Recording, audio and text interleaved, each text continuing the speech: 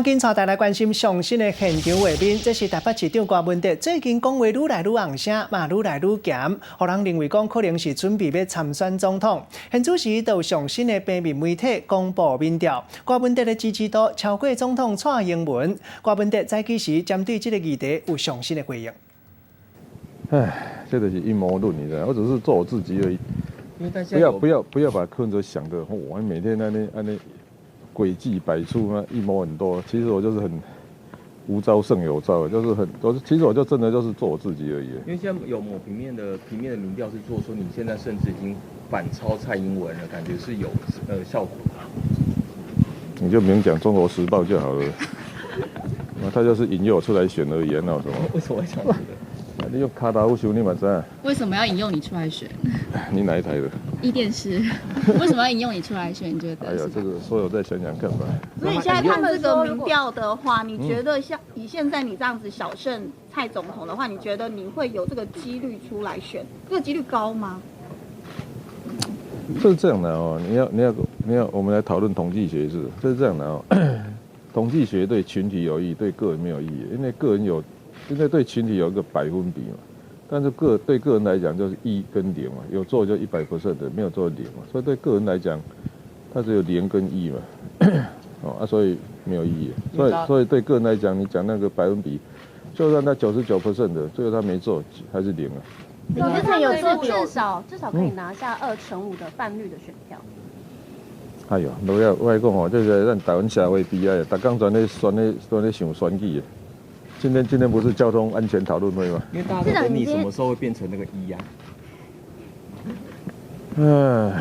我跟你讲哦，这个其实我每天讲的话呢，就是我心里面的，你知道，在媒体前讲的话，就是心里面的话。我相信哦，这两党的总统候选人出来以后，对知识分子啊，我是说中间的哈，就是统独意识不是那么强烈的，还是对这中产阶级，真的每一个都很焦虑。可是现在就是焦虑归焦虑，如果你要出来选的话，你觉得你要怎么去说服大家？又说其实你也有那个能力可以出来选，你比他们都好。我跟你讲哦，我是这样的，民主政治本来就没有保证选民会做最理智的决定，所以从2000年前，苏格拉底是雅典人民用投票方式把他处死的。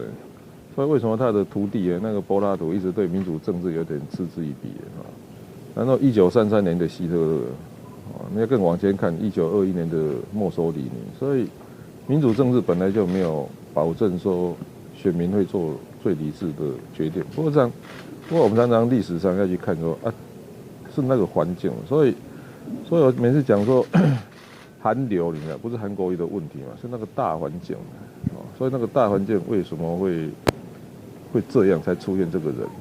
所以同样的道理嘛，你现在香港一直在抗议的，那个很像我们2013年、2014年的台湾嘛，台湾也是一直在，反正他每个礼拜都有不同的名目出来抗议嘛，不管你要华光、绍兴那个反旺中、反核四，理由一大堆。其实，所以那真正的问题是民怨没有解决嘛，所以为什么最后才发明那个叫问题论？你知道？面对问题是解决问题的第一步，把小问题解决了就没有大问题，把所有的小问题都解决了就根本没有问题啊。